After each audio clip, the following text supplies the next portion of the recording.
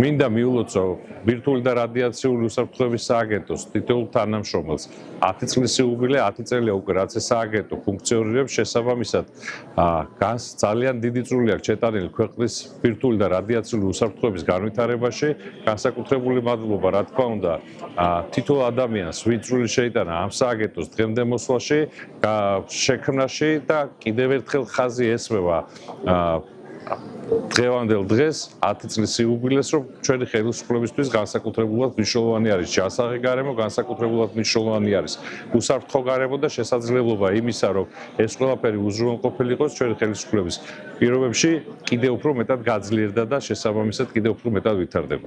სააგენტომ როგორც მარეგულირებულმა ორგანომ მნიშვნელოვანი პროგრესი მიაღწია ბოლო 10 წლის განმავლობაში, როგორც ინფრასტრუქტურული, ისე ტექნოლოგიური და ინსტიტუციური გაძლიერების მიმართულებით. აღნიშნული კუთხით ჩვენ ვაპირებთ მნიშვნელოვანი პროექტების განხორციელებას, საერთაშორისო თანამშრომლობას და პარტნიორებთან კიდევ უფრო გაღრმავებას ურთიერთობების, რაც უზრუნველყოფს ქვეყანაში კიდევ უფრო მეტად ბირთვული და რადიაციული უსაფრთხოების უზრუნველყოფას.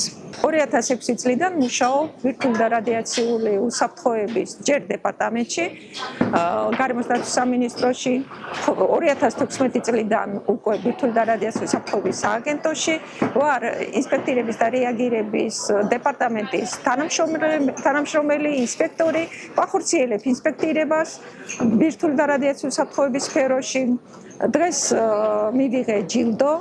ძალიან მიხარია, პატივია ჩემთვის, რომ ჩემი მრავალწლიანი შრომა იყო დაფასებული.